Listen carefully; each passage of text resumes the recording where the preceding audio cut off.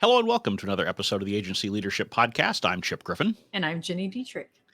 And Ginny, I'm a little concerned with our weekly pre-show meetings. I'm not sure whether frequency and content, so I'd really like to discuss that with you. Sounds good.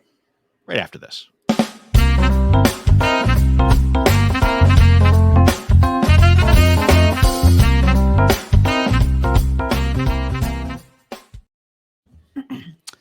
So our weekly pre-show meeting is rather meandering, to be honest. Unlike some of the things that I say during the open, this one actually has a nugget of truth to it. I don't think we're going to change it, though, because that would require effort. It would. Plus, some of it's just for fun anyway. So, yeah, we solve all sorts of world problems. We unbelievable number of world problems get solved. Unfortunately, we forget them after the fact. So we solve them and then don't do anything about it. So, but hey, alas, it is what it is. So we are going to talk about meetings today, and we are going to talk about the frequency of those meetings and the content of those meetings, but in the context of you and your agency team. And this is something that I think came about because of a Counselors Academy forum discussion, right, Ginny? It is. Right before the holidays, there was a conversation about, as we add to our team, we're accustomed to doing meetings one way, but we're adding to the team. We're going to have people in multiple time zones. How do we handle this? How do we handle meetings? How do we make sure that there aren't too many, but that everybody's staying on top of things and everybody's staying engaged too as a remote organization? Right. And I think that, finding that the right frequency or the right cadence, as some people would call it, is important because it's something that may need to evolve over time. And particularly for agencies that went through the transition from being in office to remote, now to maybe hybrid or something like that, you have to be willing to adjust. And as your size changes, you have to be willing to adjust. And as your client mix changes, you have to be willing to adjust. So there's no set formula that everybody should follow. But there are some best practices, I think, that we can talk about based on what we've seen. Yeah, I would say so too. And I think the flexibility is really important. We found at the end of 2021 that there were a lot of unnecessary meetings on the calendar that had just gotten there, and we kept them. So at the beginning of the year, this year, I said, all right, let's take a look at this. We cleaned the slate entirely of meetings, and then we restructured stuff internally. So we're actually doing a daily stand-up huddle every day at 11 o'clock Central Time, so noon for the East Coast, so it's not too early, but it allows everybody from different time zones to be able to participate. And then we're doing a weekly all agency meeting. And then, of course, every supervisor has to do one-on-ones every week. Right. Yeah. And that, to me, is the one thing that is set in stone and that I think every agency should do religiously, and that is weekly one-on-one. Every manager with their direct report every week, no questions asked. There's no reason not to do that. If you can't handle that, you've got too many direct reports or you've got something else wrong with your calendar. So solve that. Don't get rid of those weekly one-on-ones. Yeah, those, and you're a big proponent of this too, but those have to happen. You can't run an agency if you're not meeting weekly with your direct reports. You just can't. Yep. I mean, it is the most important meeting of your week, even more important than client meetings. Yep. As far as having success. Yep. So we agree on the one-on-ones now. So now the question is, and there are these different kinds of formats. There's the daily stand-up, which is very popular in some agencies. Obviously, the weekly staff meeting has been popular for decades in just about every agency that I can think of. A lot of it depends on how many folks you have for it, right? So if you're a 100-person agency, you're probably not going to get together for a weekly staff meeting, right? That seems unnecessary. It's possible, probably unnecessary. My general rule of thumb is that the smaller your group, the more frequent the meetings should be, right? So a daily stand-up with even 20 people isn't going to be the easiest thing. You still can do it. Yeah, I agree with that. Yeah, right. But daily meetings tend to be for small groups, small teams. So portions of your agency might be having those. If you've got a digital team or a writing team or something like that, they may take advantage of those opportunities to get together. And if you're small enough, maybe it's the whole team. But it's, so part of it's the size, but a lot of it's driven by what you're trying to accomplish, right? Every meeting you have, no matter whether you've got 2 people in it or 200 people, There has to be a purpose. You have to know what you're trying to accomplish. Yeah, I agree with that. And I do agree that, you can't have a daily stand up with 100 people. But when you start to break it down, and maybe it's you do a daily stand up with your leadership, or you do a daily stand up with a client team, or whatever it happens to be, you can break it out that way. I don't personally love the daily stand up because I think it's overkill, but the team has asked for it. So we're going to try it. The other thing that they've asked for is a 2-week sprint process, which I know works really well for engineering and data teams. And I haven't quite figured out yet how it's going to work for our team, but we're going to try it and see what happens. So that we have these 2-week sprints that and that's based on agency growth, not on client stuff. So, it may work, it may not. I'm a little bit skeptical, but we are going to try that process as well. Yeah, look, there's nothing wrong with trying things, and because some of it comes down to the dynamic of the individual team and the personalities involved and how they work. I mean, I'm like you. I'm not a giant fan of daily stand-ups or daily sit-downs. However you want to do it. I find that oftentimes most of what's accomplished there could easily be done through email or Slack or something like that. I agree. And so that's another key ingredient when you're figuring out what your meeting schedule is. Make sure that the meetings are actually adding value by having everybody there at the same time and by voice, right? Whether you're doing it video or just audio, make sure that people actually interact in these meetings. If it's just you go around the table and everybody reports something and then you walk away, that's not real helpful. Do that by email, do that by Slack. There's not back and forth. And so if you start doing these kinds of meetings and you see that it is just everybody reporting, either get them to report in writing in advance and then cherry pick things to talk about, or switch it so that there is some interactivity in that meeting somehow. Yeah, and I always look at meetings, especially with younger employees, as an opportunity for them to showcase something that they're working on. So sometimes they start out by giving a status report because they just don't have the experience, right?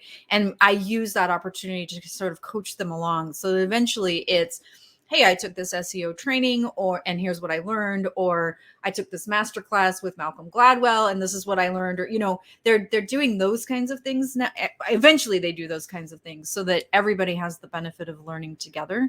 And then we also use the all company meetings as an opportunity to talk about, vision and plans and goals and objectives and where we are against goal and all that. So it's really about, here's what we're trying to achieve and here's all the work that you're doing to help us get there.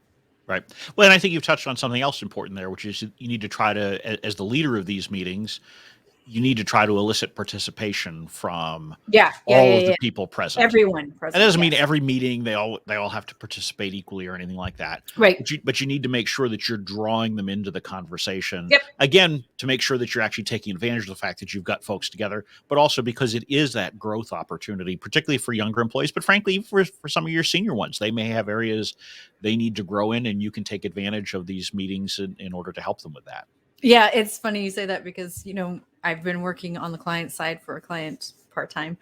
And one of the things I noticed really early on is that they had these big marketing meetings and it was just the leaders pontificating. But what I discovered after, I was sort of watching and paying attention to the body language in the Zoom meetings is that, people were checking Slack or they were looking at their screen over here, or a couple of people were on Instagram. So I was like, nope, we're putting a stop to that. And we changed up the meetings so that everybody participated, which meant the first couple of meetings were pretty rough because they were like, like putting their phones down. But now it's become really engaging and thoughtful because everybody has that opportunity to participate. Right. Yeah. And there's no point in sitting there and just listening to people pontificate. There are so many other ways that you can accomplish that, again, without, wasting everybody's time with a meeting. Cause it's not so much the time of the meeting. It's that it's in a fixed spot. Right. So, even if you say, well, we only have 20-minute meetings, or even 10 minutes, we just do a daily 10-minute stand up. Well, yes, but it's in a fixed spot on the calendar, which means that nobody can do anything else in that time, which makes it harder to schedule other things throughout the day. So your opportunity cost is very high for those kinds of things. And so you need to be cognizant of that, not just the actual length of the meeting time. Know what else it's doing to interrupt your team's day. So I will say, and you brought this up earlier, Like I said, I don't love the daily huddle, but we're going to try it. But we were doing it in Slack every morning. So it was, as you log on, here are the things that I'm focused on today. And here are the things I'll probably need help with from somebody on the team. And it was just a quick like check in, good morning, blah, blah, blah, blah, blah.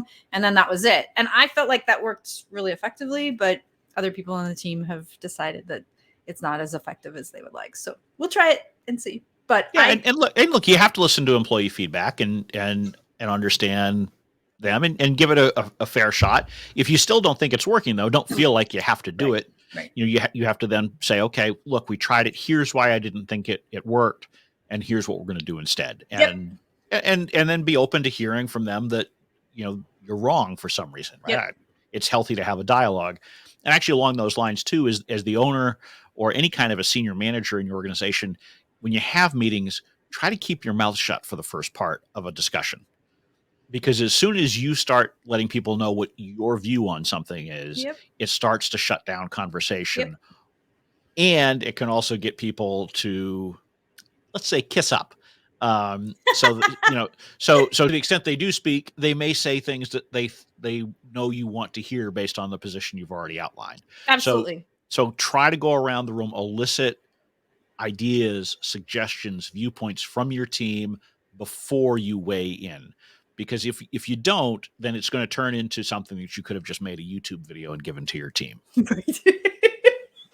Speaking of, I think that is a really great way to avoid some meetings as well. But I will tell you two things.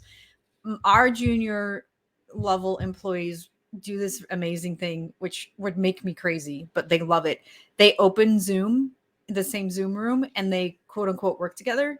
So it's almost like they're in a cubicle together. Right. Yeah. They're all I've heard of this. I've never done this before. Oh, it would drive me crazy. I would not like it, but they love it. They love it. So we encourage that, and we have a room specific for that they use on Zoom.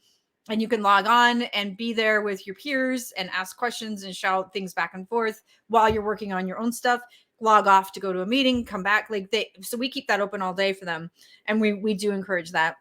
And the other thing is that I have found, especially for the younger generations, that videos work really well. So if they're trying to figure something out or they have questions and they don't understand how to do something, we do a ton of tutorial videos and they grasp it a lot faster that way, we have found. So we have a whole thing in Notion where if you want to learn how to optimize your content for a blog post, or you want to learn how to schedule content for social, or whatever it happens to be, we have all sorts of tutorial videos that avoid the, hey, can you grab 5 minutes on Zoom or 10 minutes on Zoom and walk me through this? Yeah, I think training videos are a tremendous use of that. I think announcement videos or newsy type videos are keep them short. Right? Yeah. Training can be long because you have to walk through the steps.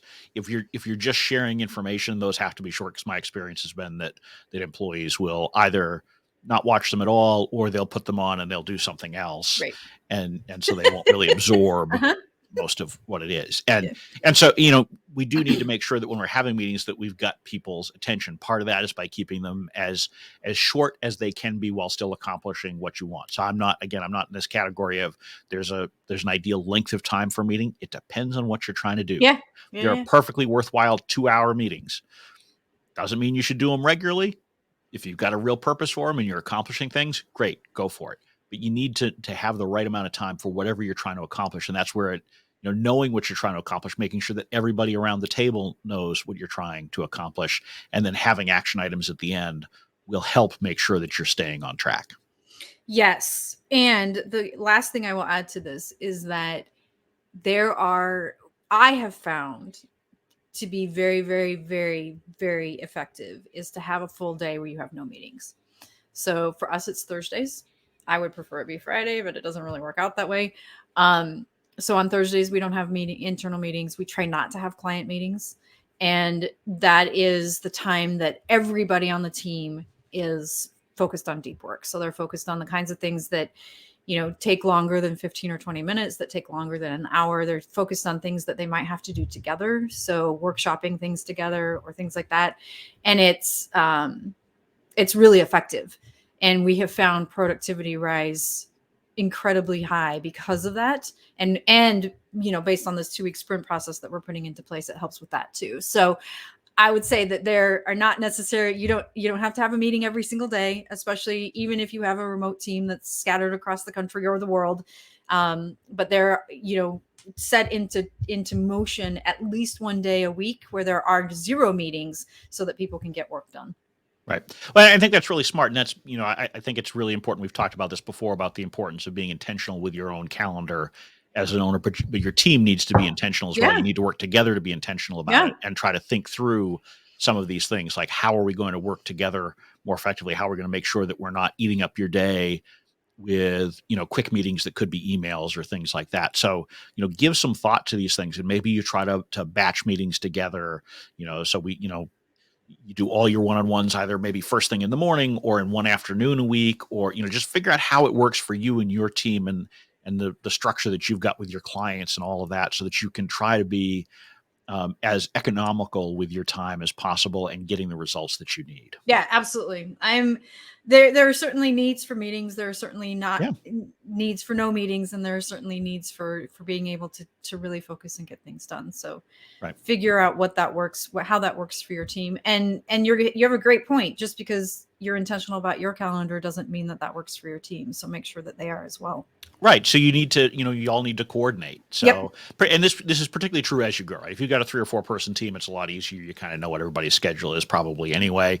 As you get up to 10, 15, 20 employees, okay, now you've got to start being more thoughtful because you've got sub teams and things like that. And so making sure that you're coordinating these activities so that, you don't end up blowing up someone's entire day with meetings, for example. Because that's truly unfortunate when you do that. But the other thing that you mentioned early on, I think was in the question as well, and we've touched on a little bit, but it's the whole idea of the remote workers. And sometimes you have to have more meetings simply to have a way to have them engaged, particularly if you are a hybrid agency, right? If you've got employees in the office and remote, you really have to think about those remote employees, particularly if as the owner, you're one of the in-office folks, because you're having a lot more casual interaction with each other. And so you need to find a way to make sure that the remote folks aren't being excluded. And you need to think about the technology of how you do the meetings. So if you've got in-office staff and you put everybody in a conference room and then you throw up on the screen a Zoom with 3 remote people, that's not necessarily the best experience. No, it's pretty rough. A lot of agencies have decided if you have anyone remote, then everybody will be on Zoom individually from their own desks instead of in a conference room, right? Because first of all, it's hard to hear, but secondly, you don't tend to pay as much attention to the folks up on the screen who are the little dots versus the person who's, real life in person next to you. And so you really need to be thoughtful about those things.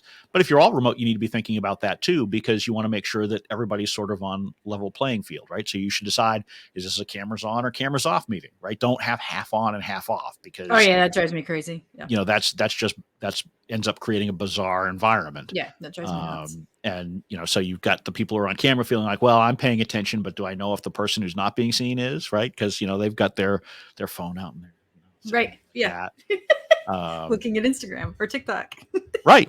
They are. And if you're doing meetings in office, you might have the policy that an old colleague of mine used to have, which is when he has meetings, he makes everybody take their phone and put it face down on the table in front of you, so that if you grab it and look at it, everybody's going to know. Yeah. Yeah, right. I love that. Whereas, if you've got it under the table, it's often easy to, have it overlooked. So be thinking about all of these different things, how often you're having meetings, what's the content, what are you trying to accomplish, what's the format, what's the technology that you're using. All of these things will help you be more productive because you're being more thoughtful about the meetings that you're having and making sure that you're really taking advantage of every minute of your team's day and not wasting it away. And I will say, just on the hybrid piece of it, we have a client that did a half a day workshop a couple of weeks ago, and it was hybrid. Some of us were remote and some of them were the client team was in the office, but they were wearing masks. For those of us on Zoom, I had no idea what they were saying. Right. No idea. You can't read their lips. You can't hear them anyway. And then you add that on top. It was really tough. So I like the idea of, if you're going to do a hybrid meeting, that everybody's on Zoom from their office, or they stay home, or whatever happens to be.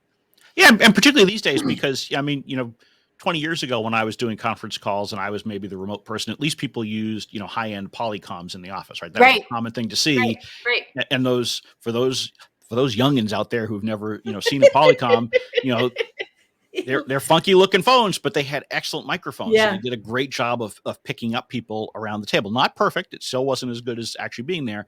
But now a lot of people just, throw a phone in the middle of the table or someone's laptop. And those microphones are not good for No, picking it's up. terrible. It's It's terrible. terrible. And so even if they're not wearing masks, it's not great. But certainly once you throw the masks into the equation, it can make it Yeah, much more challenging. that was rough. It was rough. It was a rough meeting. Yeah. So anyway, hopefully we've given some people some good ideas for how to improve their meeting schedule and content. And so I guess with that, we'll draw this episode of the Agency Leadership Podcast to a close, and maybe we'll change our own pre-show meeting. Who knows? Maybe. Probably not. But possible. Anything's possible. So sometimes we take our own advice, but more often it's do as I say, not as I do. Correct. Yeah. So on that note, I'm Chip Griffin, And I'm Jenny Dietrich. and it depends.